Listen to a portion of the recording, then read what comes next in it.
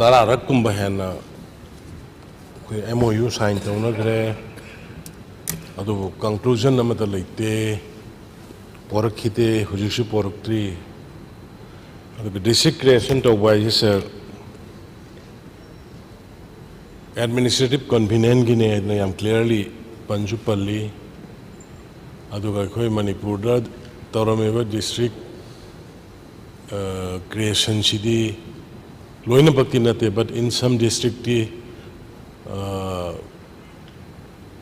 administrative convenience दगी हैन rather political convenience होइना यालंबा तौरंबा अदुगी पोतुनी कोइना ngasi थेंगरिबा वाब्स ngarang ikui kuidri aingon sar kangpokpida leiba nagasing adagi Churchanpur leiba nagaisel nausing pulap lami moi na leiriba district to the akoigi essential service commodities aduga madugi opportunity mayam se amta phangba ngamdre even some area that the goods tax local person tax local press thena bani ko sir aingo aduga aingo da piram badu su yawbani aduna khoi si atopo district to hongjerage pbo aingo da memorandum p na prime minister da thada khotana khwai dagi lai buthi bje khoina mayam na he hair kan his haugi bai haugiba naina da yaro haugibagi naina baraga haugibadu mistake to lakadaba generation da thokna ba madubu rectify torga tawbudu ni ngasigi generation da tawbudabse haugiba panbagi natab administrative convenience ni har kana samami ba district ki style si sa on member na har ba concern yam chumme say suppose example am copy jage sir Southern Hills Kangpokpi Bishnupur yowe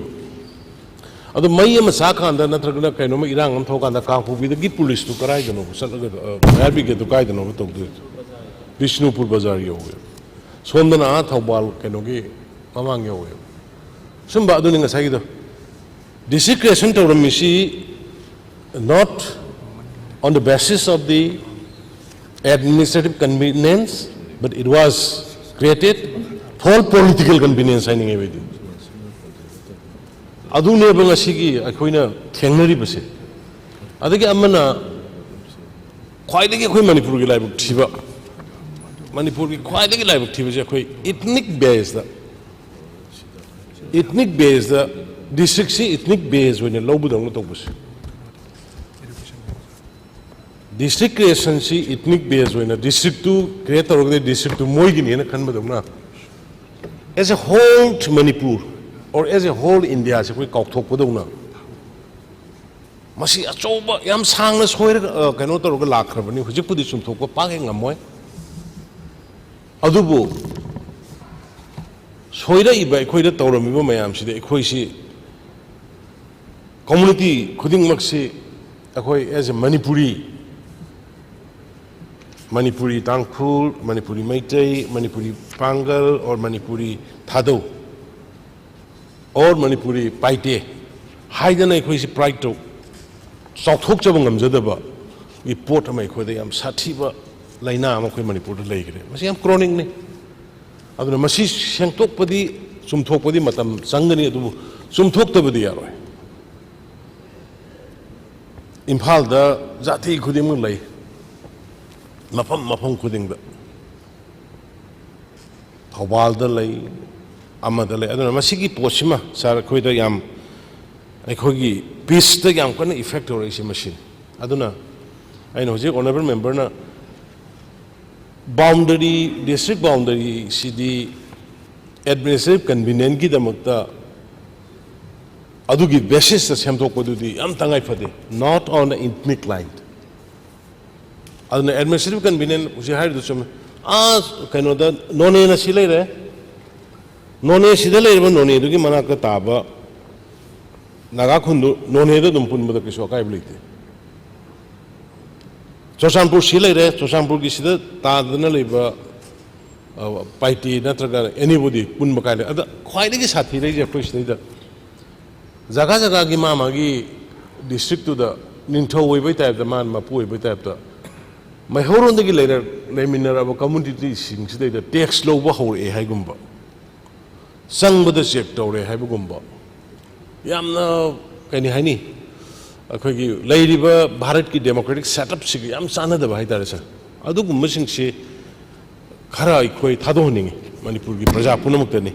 आइना हाइजरिसे अदु then only अखोई पुनः हिंगमिनबगी वाखल अमा लाकनी ngasi moina talaiba example kangpokpi gi ida leiba naga singna talaiba chosangpur da leiba naga singa talai si moida sarkar gi phangbam thokpa hak madu gi benefits moi khunamani praja amne na leiriba singu sapchana phangadi moi madu kai su talo oe phangdabada gi talai ne aduna maduna sugumba community line na work तौनरपसे मसे ख्वाइदगी unfortunate ख्वाइदगी लाइबक टीमने लवी अदुना सार कोई district याद की बसे अखोई existing subdivision हानादी Manipur north Manipur south central अने तौरगा लेरमबनी अदो मतम मतमगी दरकार की मतुंग इन याद खरे अदो याद की बदु दैदा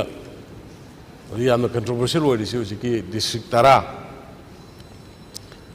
हाना लेरंबा डिस्ट्रिक्ट सिंदगी अनौबा हापकलगा सेमकपसिदैदा ऑनरेबल मेंबर ना पुखलाइसि इवन मागी फुंग्यार सो कमजोंग डिस्ट्रिक्ट सिमक मा